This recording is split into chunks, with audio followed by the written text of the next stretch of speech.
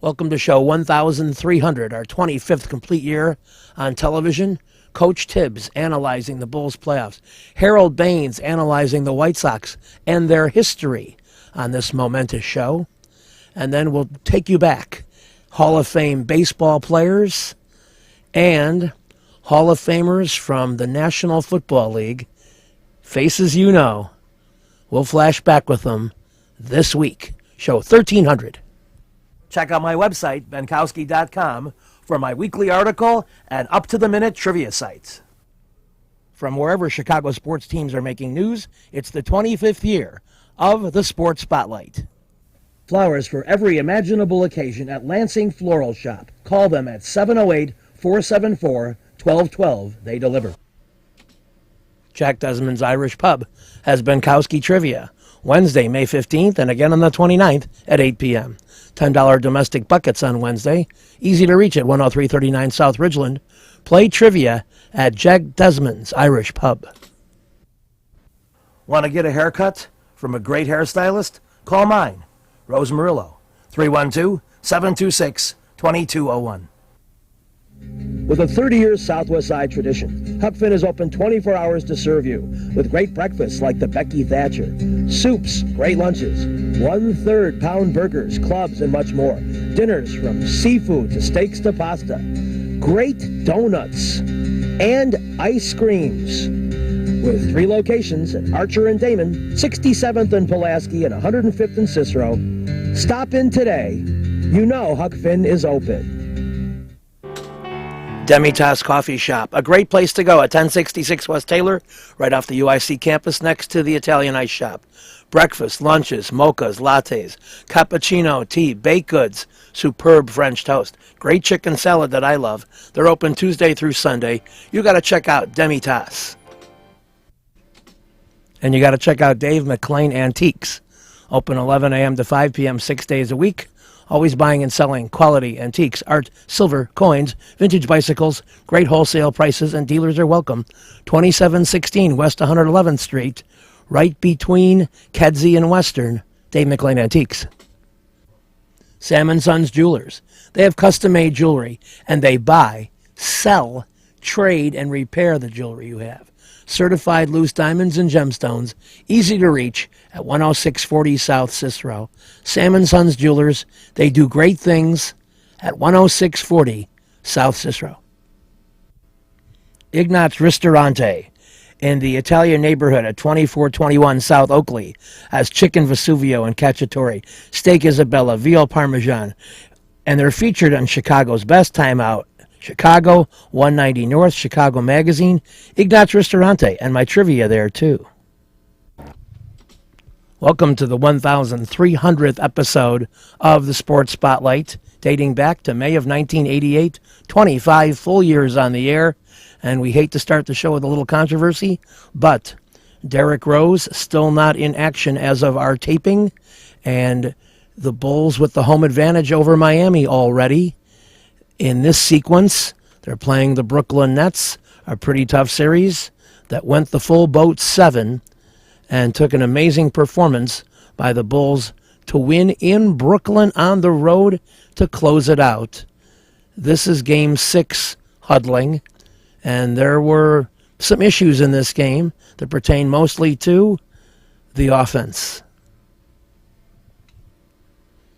Of course, the lineup was depleted with the illnesses to Luol Deng, Kirk Heinrich out, and you've got Bellinelli and Robinson starting, which isn't all that terrible. Nate Robinson's been spectacular lately, but Bellinelli played 46 minutes in this game, and had he been a little better than 3 of 9 from three-point land, this would have been a win, and the Bulls wouldn't have had to go back for a Game 7, but Marco's tough.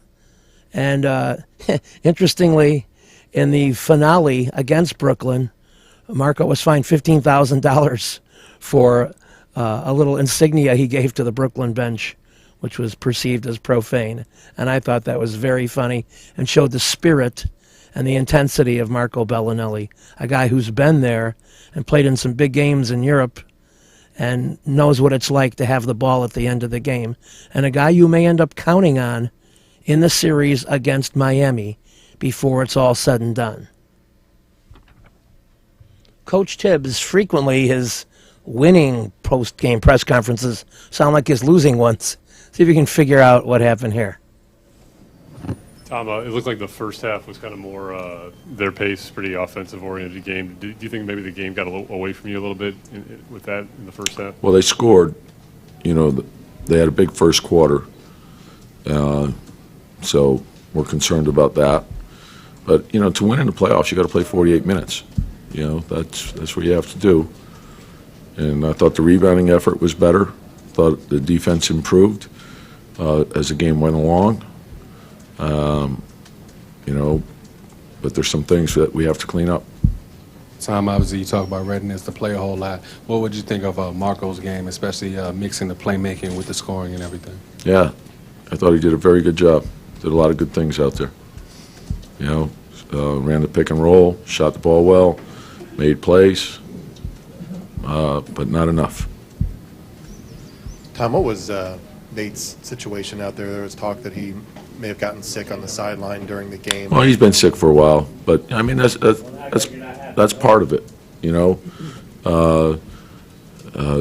in the NBA over the course of the season, guys get sick. You know, they play through. You know, illness. Thought Nate still functioned well. Nate's been sick for a while, but he battled. Coach, there was a report during the game that Lou has viral meningitis and got a spinal tap. Can you guys confirm that? Or Yeah, I haven't heard that. So, Coach, throughout the year, you held teams to relatively low shooting percentages. And in this series, not so much. And a fair share of plays, your defender is there but seems to draw the foul instead of maybe the clean block or the complete defensive play. Well, they're a very good team. They're a very talented team, a very good offensive team. You know, and we still have another game to go, so we'll wait before I make a judgment on how our defense has been for the series. I know we're capable of doing well against them. We're going to have to play our best game, and I believe we will. And he was exactly right. And they eliminated the Nets in Brooklyn. And interestingly, it was a very painful loss for this man. P.J. Carlesimo was an in-season replacement who vastly improved Brooklyn's fortunes, but couldn't, as the fourth seed, put away a highly depleted Bulls team, and that's why he will be looking for work again, assuming he still wants to do the NBA thing. Regarding the Bulls, they have a lot of work to do to try to beat Miami 4 times in a series, but time will tell. We'll be back with more on the Spotlight right after these important messages. Since 1967, El Jardín has been serving the finest Mexican food. Before, after, or during ball games, located conveniently just 3 blocks south of Wrigley Field, 3335 North Clark. Whether there's a game or not, you still get hungry, and El Jardín has great service, great food, and great drinks. I've enjoyed every meal I've had there, and you will too. So get to El Jardín for great Mexican food at 3335 North Clark Street in Chicago. You'll be glad you did. You've got to get to Lansing Floral Shop. Open at 8 a.m. daily.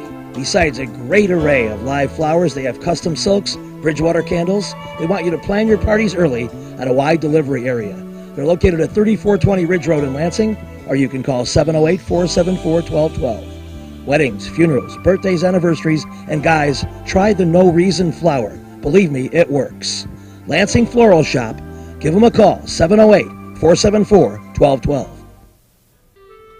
You've got to get to Kelly's Tavern. You'll have a good time. I'm cracking up thinking about it. Benkowski Trivia, 44th and Wallace, Friday, March 10th at 8 p.m. Come out and play. Bring your friends. It's fun. Kelly's Tavern, 44th and Wallace. See you over there. McKell's Inn, where good friends meet for a cool one. 3259 West 111th Street, just west of Kedzie. Tuesdays and Thursdays, they have $1.50 domestic bottles, $4 Guinness every day. Great people, great staff, and trivia switches to Monday nights starting January 14th. You don't want to miss that. At McKell's Inn, 3259 West 111th Street in Mount Greenwood. Amelia's Bar and Grill, a great place at 46th and Halsted. They're open for lunch and dinner daily, private parties and catering. A unique mixture of fine dining and Mexican specialties brought to you by Chef Eusebio Garcia. Try this fun place. Amelia's Bar and Grill, 46th and Halsted. You'll be glad you did. We're back on the Spotlight, 1,300th show in our history, and it's kind of amazing to even say it. Didn't know in May of 1988 when we started we'd be able to make it this long, but thanks to people like Harold Baines, we have. Harold, it's cool that I'm watching the 1983 Sunday uniform thing going on, and you were a big part of that team. Can you remember a little bit about the heyday of that club and the great stretch run you went on to get into the playoffs? I wouldn't say a big part. I was a small part. I think that particular team, everybody did their role the right way, and it eventually came together on the second half. And you were a heart of the order guy, and putting up some big RBIs and long ball hitting. What was it about that lineup that made your team so cohesive? I think it was a good balance of younger players, older players, with speed at the top. And I was able to bat third and fortunate enough to knock some of them in. And you had Carlton Fisk, you had Greg Lazinski. Ryan Kittle was new on the scene, so he had a great year. Greg Walker was new on the scene, so we had a good mixture of old and new. And a pretty excellent group of starting pitching that was very dominant in the second half, if I recall.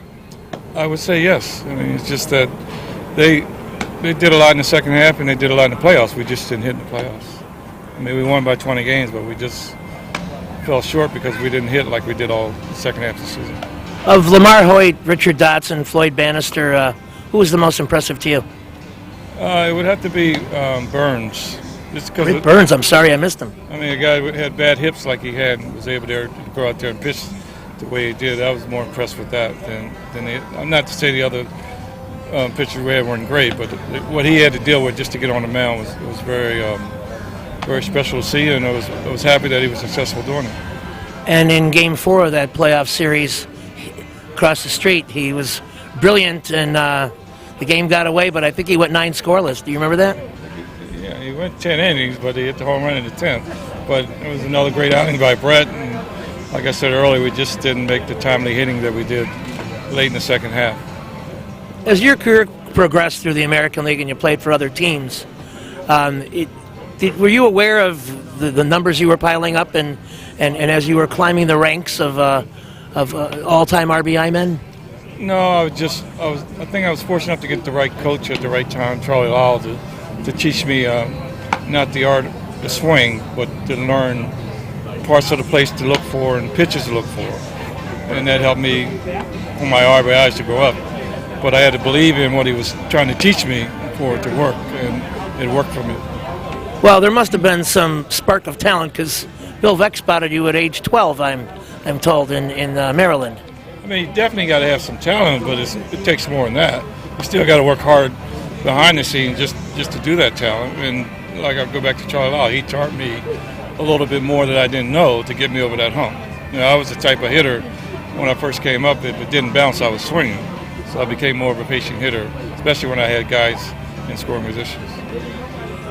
After you went to the DH position, I mean, you played a long time, and those that play that position say you really have to be focused to not let your mind wander while the team's in the field. It took me a couple years to really get used to it, because I still thought I could play the outfield, but my knees wouldn't allow me to play it. So I was fortunate the American League still had a DH, and I was a good enough hitter to survive. So I just studied hitting even more, because that's the only way I could help the team offensively. I couldn't help them defensively, so I studied my craft. As a student of hitting, during the time you've been coaching, who is some of the impressive hitters that have come through White Sox land? I don't want to put anybody on the spot, but Paulie's had a long career since he's been here. I think he's been a very type of guy to teach the guys how to play the game the right way. So it's all about playing the game the right way. I mean, you can have all the talent in your world, but if you don't play the game the right way, you're not going to last long. Okay, what do you think of Frank Thomas as a hitter? Who? I think he'll be in the Hall of Fame next year. I mean, if I had a vote, he definitely would be there first ballot Hall of Fame. He's very well deserving of it. He's probably one of the best patient big men I've ever seen in the game of not swinging at bad pitches and hitting for average RBIs and home runs. That's very rare to see in a big man like him, and didn't really strike out that much. So he's very deserving of that honor, and hopefully he gets it next year. And to bring it all to 2013, Robin's facing a lot of questions today here in late April about the White Sox slow hitting start. People are nervous. Is there any reason to be concerned, or do you think this is something that will naturally right itself? It's very fortunate that you only can play one game at a time, so you just keep working hard. And it goes back to believing your ability to play the game. Once you start second guessing yourself, it's going to take even longer. So we just try to keep the players on the right frame of mind. I mean, you're here for a reason, and just keep going out there and battling. Your talent would show if you stop believing in the negativity. If you let it involved in the way you play the game, then it's going to be a long year. In coming up with the top 25 Chicago guests in the history of my show, I had to do a lot of homework and a scoring system, and the system was times appeared on the show, quality of the interview, and quality of their career. And since you're a relatively quiet man and you didn't appear on my show that many times, you really needed big points in the area of quality of interview and quality of career, and you are in the top 25 of my all-time guests. Appreciate that. Congratulations. It's good you success. Thank you very much. I want to do about 20 years more. Not me. With a 30-year Southwest Side tradition, Huck Finn is open 24 hours to serve you with great breakfasts like the Becky Thatcher, soups, great lunches, 1/3 pound burgers, clubs, and much more. Dinners from seafood to steaks to pasta, great donuts, and ice creams. With 3 locations at Archer and Damon, 67th and Pulaski, and 105th and Cicero. Stop in today. You know Huck Finn is open. You've got to get to Shelton Fireworks, the world's largest warehouse, off Interstate 94, exit 22B in Porter, Indiana. Row after row of the best fireworks anywhere, from the little ones to the grand finales that'll end your show. Birthdays, anniversaries, graduations, in addition to the 4th of July. Just get over there to Shelton Fireworks now. Then you can reload by the time summer comes. Shelton Fireworks, I-94, exit 22B in Portage. Little Frank's Pizzeria and Bar. Thursday, $1.50 Miller Old Style. And of course, my trivia games alternate Thursdays. The next one, May 9th at 8 p.m. You know they have $12 large pizza and pitcher all day, every day? Easy to reach at 79th and Narragansett. Check out Little Frank's. You'll be glad you did. Perfect Pitch Auto Repair at 108th and Kedzie does tune-ups, transmission, AC service, engine repair, tire repair, oil changes, and emission system repair. They're open Monday through Friday from 8 a.m. to 6 p.m., and they've done a great job for me. Perfect Pitch Auto Repair at 108th and Kedzie.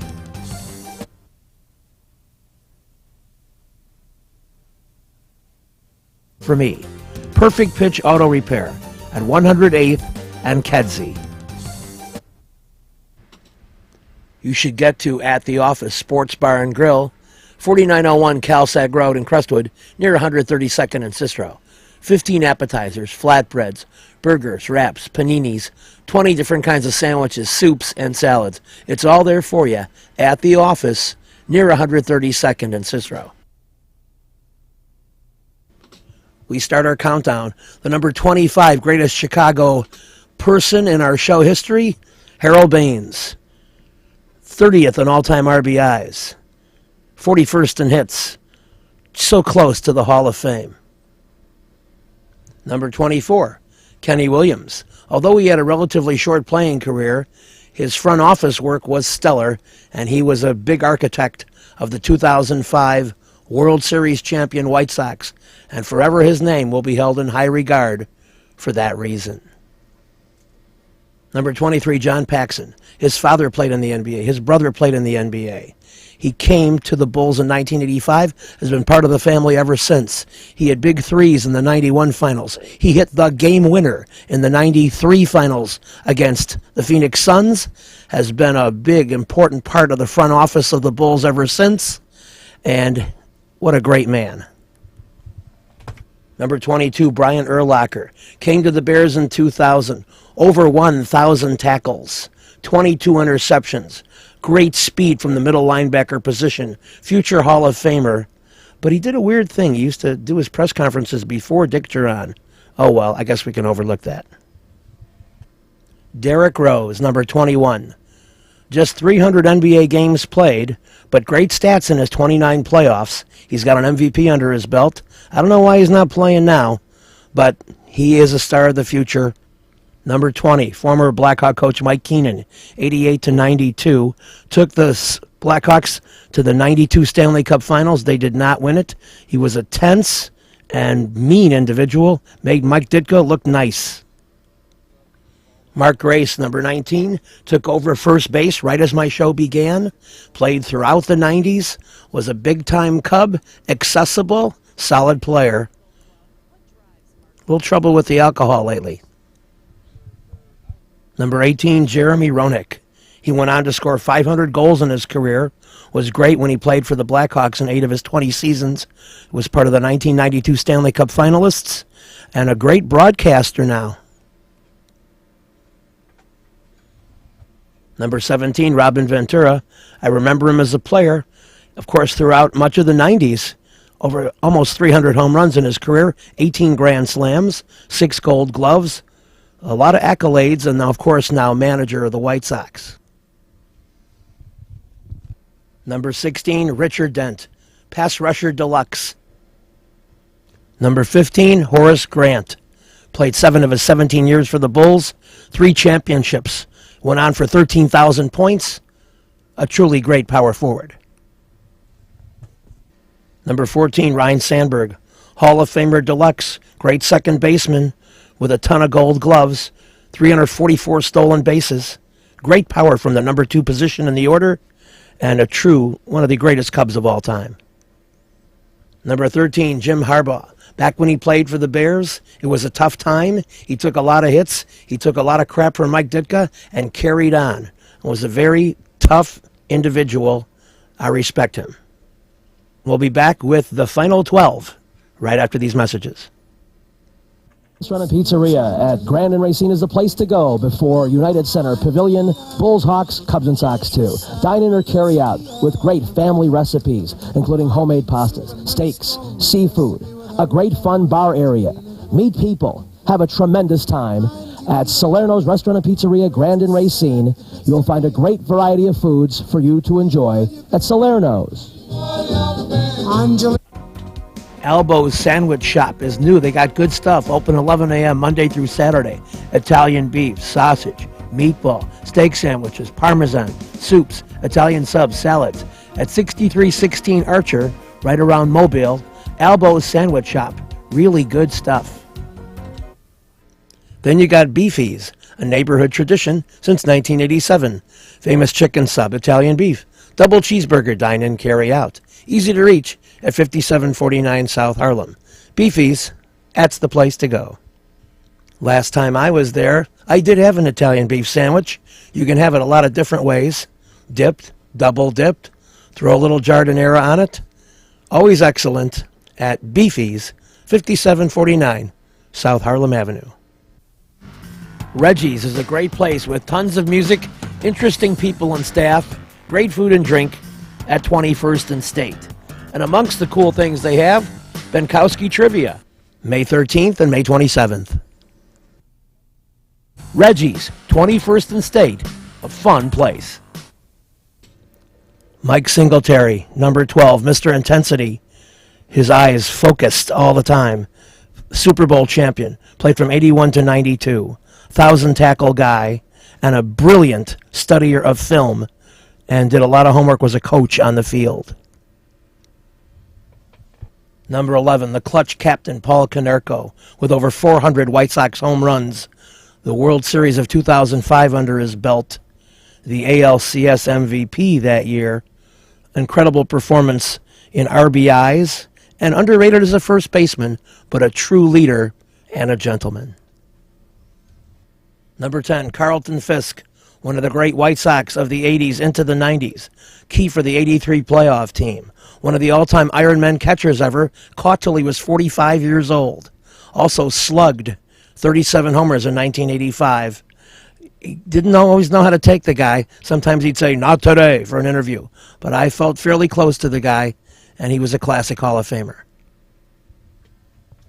Number 9, Andre Dawson, the 1987 MVP. Just before our show began, from 88 into the 90s, he was a frequent guest, class dude, 438 home runs, 1,600 RBIs, always willing to talk about his family, and he had a great earlier career with the Montreal Expos, where he was a center fielder deluxe with 300 stolen bases.